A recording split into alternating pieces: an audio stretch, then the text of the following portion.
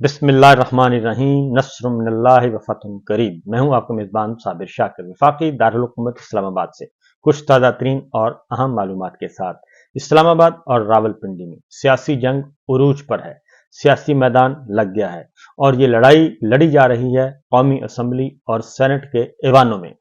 कल का दिन गुजर गया। कल भी बहुत बुलंद बांग दावे किए गए थे, लेकिन वो कामयाब ना हो सके और आईनी तरामीम ना ही कौमी असम्बली में आ सकी और ना ही सेनेट में। और कल एक और काम हुआ, रंग में भंग डाला सुप्रीम कोर्ट ऑफ पाकिस्तान ने। उसके बारे में तफसीलात आप तक पहुंच चुकी हैं, क्योंकि उन्होंने इलेक्शन कमीशन को दो टोक अंदाज में उनकी अपील दरखास्त को कर दिया खारिज। अब आगे बढ़ते हैं। इस दौरान कुछ और भी एक्टिविटीज चल रही हैं और एक और बात भी बता दूं कि इसकी भी आपको तफसील बताऊंगा कि जस्टिस मंसूर अली शाह साहब ने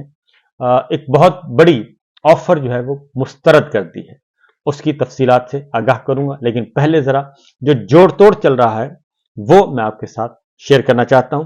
इस वक्त तक जब हम बात कर रहे हैं तो ना ही कौमी असम्बली में और ना ही सेनेट में हुकूमत को मतलूबा तादाद मुयस्सर है। जो 2/3 अक्सरियत के लिए जो नंबर चाहिए वो नंबर्स कौमी असम्बली में भी पूरे नहीं है और सेनेट में भी पूरे नहीं है। और उसका अंदाजा मैं आपको कुछ चंद घंटे की एक्टिविटीज जो हैं, आज रात जो गुजर गई, सारी रात सब जागते रहे और एक दूसरे से फोन पे बात करते रहे, इजलास होते रहे, ड्राइंग रूम आबाद रहे, चाय कॉफी टी और मशरूब मगरिब भी कहीं कहीं देखा गया। तो ये सब कुछ होता रहा।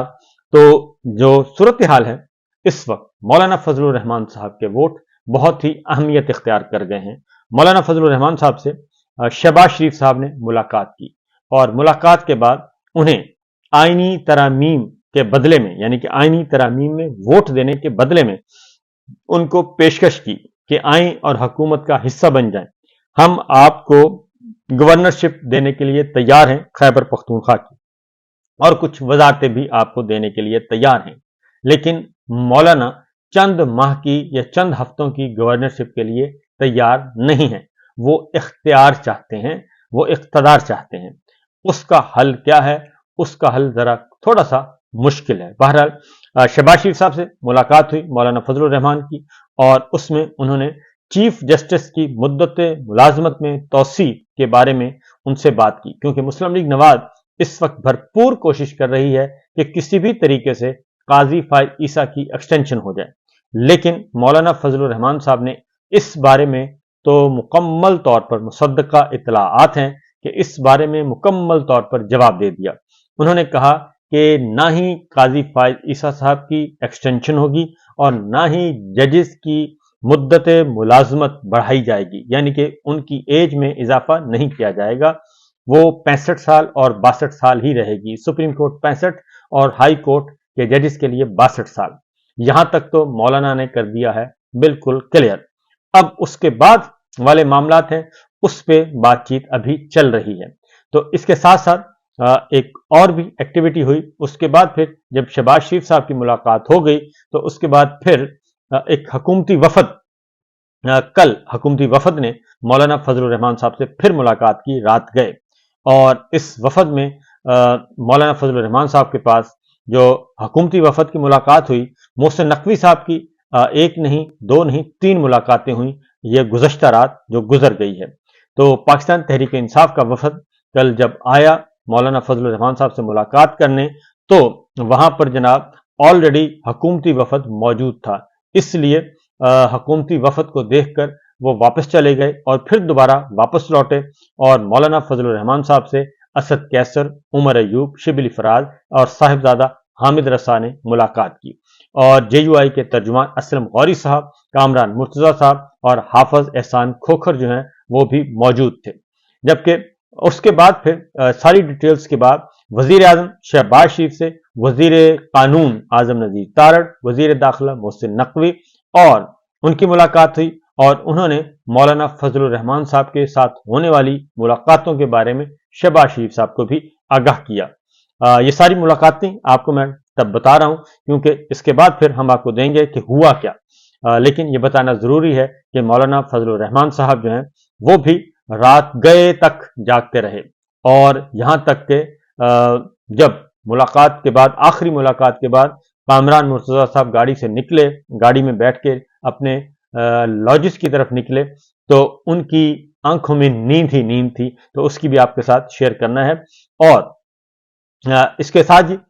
مولانا فضل الرحمان صاحب کے ساتھ جب ملے، ملاقات کی اپوزیشن کے رہنماؤں نے، تو عمر ایوب صاحب نے یہ خوشخبری دی۔ انہوں نے کہا کہ حکومت کے پاس آئینی ترامیم کے لیے تعداد میسر نہیں ہے، اور اس لیے انہوں نے کہا کہ مولانا صاحب نے کھانا بہت زبردست کھلوایا اور حلوہ کھلایا، سب کچھ کیا، اور ان سے ملاقات مفید رہی اور وہ خوش و خرم نکلے، لیکن انہوں نے کہا کہ اب سونے کا وقت ہے، سونے کے بعد پھر اٹھیں گے تو ذرا موسم کا حال آپ کو بتائیں گے، لیکن انہوں نے کہا کہ اب تک نمبرز پورے نہیں ہیں۔ حکومت اور اپوزیشن کی مولانا فضل الرحمان صاحب سے جو ملاقات ہوئی، اس کے بارے میں جو چیزیں سامنے آئیں، انہوں نے حکومت کی طرف سے مولانا فضل الرحمان کی تجاویز پر غور کرنے کی یقین دہانی کروائی، اور مولانا حکومت پر عدالتی اصلاحات پر زور دیتے رہے، جو حکومت کے ساتھ ان کی معاملات ہوئی، اور اپوزیشن کے ساتھ ملاقات۔ مولانا کے گلے شکوے بھی ہوئے، اور حکومتی وفد نے ان گلے شکووں کو دور کرنے کی بھی یقین دہانی کروائی کہ اگر آپ ہماری طرف آ جاتے ہیں تو بات چیت آگے بڑھ سکتی ہے۔ اور اس کے ساتھ ساتھ اس کے بعد پھر یہ ملاقات ہونے کے بعد لیگی وزراء اور نقوی صاحب کے بعد وہاں پہ پہنچے بلاول بھٹو زرداری، اور انہوں نے بھی مولانا فضل الرحمان صاحب سے ملاقات کی۔ اعجاز جاکھرانی اور میئر کراچی مرتضیٰ وہاب جو ہیں وہ ان کے ساتھ تھے، اور اسلم غوری صاحب، کامران مرتضیٰ صاحب، اور عثمان بادینی صاحب اور مولانا فضل الرحمان صاحب، ان کی ملاقات رہی، اور اس ملاقات میں آئینی ترامیم ظاہر ہے ایجنڈے پہ تھیں۔ اور اس ملاقات کے بعد جب نکلے، اس کے دوران ہی جب مولانا فضل الرحمان صاحب سے بلاول بھٹو ملاقات کر رہے تھے، تو پھر محسن نقوی صاحب بھی آ گئے، اور وہ بھی اس ملاقات میں شریک ہوئے، اور وزیر داخلہ نے خصوصی پیغام مولانا فضل الرحمان کو پہنچایا، اور یہ پیغام تھا جنرل عاصم منیر صاحب کا پیغام پہنچایا گیا، اور وزیر اعظم شہباز شریف کا بھی پہنچایا گیا، اور انہوں نے کہا کہ جو مولانا کی تجاویز ہیں جو انہوں نے دی ہیں، ان پر عمل درآمد کی یقین دہانی ہم کرواتے ہیں، اور اس پہ بات چیت ہو سکتی ہے جو مولانا فضل الرحمان صاحب نے تجاویز دی ہیں۔ اس کے بعد بلاول بھٹو اور مولانا فضل الرحمان صاحب کی ملاقات ختم ہوتی ہے۔ محسن نقوی صاحب بھی جو ہیں وہ اس کے بعد، محسن نقوی صاحب اس کے بعد نکلتے ہیں، پہلے بلاول بھٹو نکلتے ہیں، اور بلاول بھٹو جب نکلتے ہیں تو وہ صحافیوں کے سوالوں کا جواب نہیں دیتے، بلکہ گاڑی میں بیٹھے بیٹھے ہی وکٹری کا نشان بنا کے نکلتے ہیں، اور ان کا چہرہ مسکراتا ہوا ہے جناب۔ اس کے بعد محسن نقوی صاحب جو ہیں وہ موجود رہے، اور انہوں نے کسی سے فون پہ بھی بات کروائی، اپنے موبائل سے انہوں نے کسی سے مولانا فضل الرحمان کی بات بھی کروائی۔ تو بہرحال اس کے بعد اگلا جو سٹیپ ہے، جب یہ سب نکل گئے، چلے گئے، تو کامران مرتضیٰ صاحب جو ہیں وہ گاڑی میں نکلے، اور جب وہ گاڑی سے نکلے تو میڈیا کے نمائندگان نے ان سے پوچھا، تو انہوں نے کہا جی ہمیں ابھی کچھ وقت درکار ہے، ہمیں ترامیم کا آئینی مسودہ جو ہے وہ ابھی تک بھی ہمیں نہیں دیا گیا، اور ہم نے اپنی تجاویز دے دی ہیں، اور اب صبح جو ہے اس وقت رات ہو چکی ہے، اور کچھ تجاویز ان کی طرف سے آئی ہیں، کچھ ہم نے دی ہیں، تو ہم آج رات نہیں بلکہ صبح غور کریں گے، اور اس کے بعد ہی اس پہ مشاورت ہوگی پارٹی سطح پہ اور شورا سطح پہ، مولانا فضل الرحمان صاحب بھی مشاورت کریں گے، اس کے بعد پھر ہم کوئی فیصلہ کر پائیں گے۔ لیکن انہوں نے ایک بات کی، انہوں نے کہا کہ دعا کریں، صحافیوں سے کہا کہ آپ دعا کریں کہ اللہ تعالی ہم سے کوئی غلطی نہ کروائے، اور جو فیصلہ ہم کریں وہ ملک اور قوم کے مفاد میں ہو۔ یہ وہ کہہ کر چلے گئے۔ اب صورتحال یہ ہے کہ جو اتفاق پایا جاتا ہے کہ قاضی فائز عیسیٰ صاحب کی ایکسٹینشن نہیں ہوگی، ججز کی مدت ملازمت میں اضافہ نہیں ہوگا، اور ہر کوئی لاہور ہائی کورٹ یعنی کہ ہائی کورٹس کے ججز 62 سال، سپریم کورٹ کے ججز 65 سال کی عمر میں ریٹائر ہوں گے، جو حسب معمول آئین میں لکھا ہوا ہے۔ اور اس طریقے سے قاضی صاحب کی تو ہو گئی چھٹی، کل ان کی تو قربانی دے دی گئی۔ اب آگے جو ہے، اب اگلا جو ہے وہ ہے کہ نمبر 1 یہ کہ جو تجاویز آ رہی ہیں، ایک تو 63A میں ترمیم کرنے کی کوشش کی جا رہی ہے۔ 63A کا مطلب ہے کہ لوٹا کریسی، فلور کراسنگ دوبارہ شروع ہو جائے، اور اگر کوئی لوٹا بنتا ہے اور پارٹی پالیسی کے خلاف ووٹ دیتا ہے تو اس کے خلاف اسے نااہل نہیں کیا جائے گا، اسے نااہل نہیں کیا جائے گا، اور اس کا ووٹ بھی شمار کیا جائے گا۔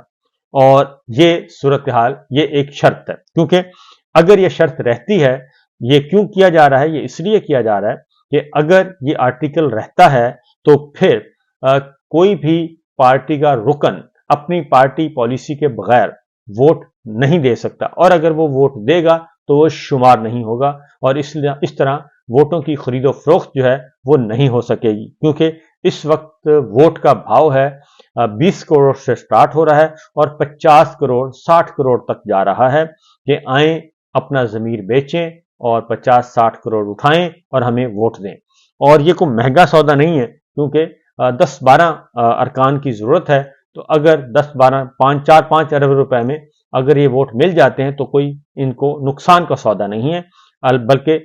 تمام جو سپریم کورٹ آف پاکستان اور ہائی کورٹ ساری کی ساری مٹھی میں بند ہو جائے گی۔ تو ایک تو یہ ہے۔ دوسرا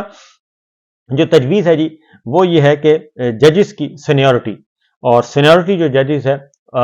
چیف جسٹس آف پاکستان کی سینیورٹی کے لیے وہ سینیورٹی ختم کر دی جائے، اور اس کے لیے پہلے 3 یا پہلے 5 ججز میں سے کسی کو بھی چیف جسٹس بنایا جا سکتا ہے۔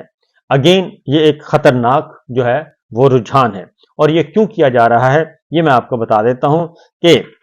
جسٹس منصور علی شاہ صاحب سے معاملات طے کرنے کی کوشش کی جا رہی ہے۔ میرے پاس ایک بہت بڑی خبر آ چکی ہے، اس کی کنفرمیشن ذرا ہو جائے، اور 2 ذرائع سے آ چکی ہے، اور تیسری ذرائع سے اگر کنفرم ہو گئی تو میں انشاءاللہ اگلے ولاگ میں آپ کو بتا دوں گا۔ جسٹس منصور علی شاہ صاحب، اتنا بتاتا ہوں کہ جسٹس منصور علی شاہ صاحب کو بہت بڑی بڑی پیشکشیں کی جا رہی ہیں، بڑی بڑی پیشکشیں کی جا رہی ہیں، اور ان کے دوست تلاش کیے جا رہے ہیں، اور ان دوستوں کے ذریعے ان کو رام کرنے کی کوشش کی جا رہی ہے، اور ان کو کہا جا رہا ہے کہ ہمارے ساتھ معاملہ طے کر لیں تو ہم آپ کا ہی نوٹیفیکیشن کریں گے اور آپ ہی کو چیف جسٹس آف پاکستان بنائیں گے، اور آپ کے آنے کے راستے میں کوئی رکاوٹ کھڑی نہیں کریں گے۔ جسٹس منصور علی شاہ صاحب نے ان ساری جو آفرز ہو رہی تھیں اس کا جواب کل انہوں نے دے دیا، اور کل انہوں نے الیکشن کمیشن آف پاکستان کی درخواست جو خارج کی ہے اور بتا دیا ہے کہ مخصوص نشستوں میں سپریم کورٹ کا فیصلہ حتمی ہے، جو شارٹ آرڈر ہے وہ اس میں کوئی کسی قسم کا ابہام نہیں ہے، اور الیکشن کمیشن کو آرڈر وہ دے چکے ہیں کہ جناب آپ فیصلے پر عمل کریں۔ اب جب کل کا فیصلہ آ گیا سپریم کورٹ کا تو اس میں بڑا واضح طور پر لکھ دیا گیا ہے کہ یہ تمام ارکان پاکستان تحریک انصاف کے ہیں اور انہی کے ہی کنسیڈر ہوں گے۔ دوسری جانب الیکشن کمیشن آف پاکستان جو یہ کہتا تھا کہ ہمارے ریکارڈ میں بالکل نہیں ہے کہ ہم نے کبھی بیرسٹر گوہر کو چیئرمین پاکستان تحریک انصاف تسلیم نہیں کیا، اب ان کے خطوط جو ہیں، جو الیکشن کمیشن آف پاکستان کے خطوط، وہی ایک اہم ثبوت کے طور پہ سامنے آ گئے ہیں، جو الیکشن کمیشن جو ہے وہ نوٹسز کی صورت میں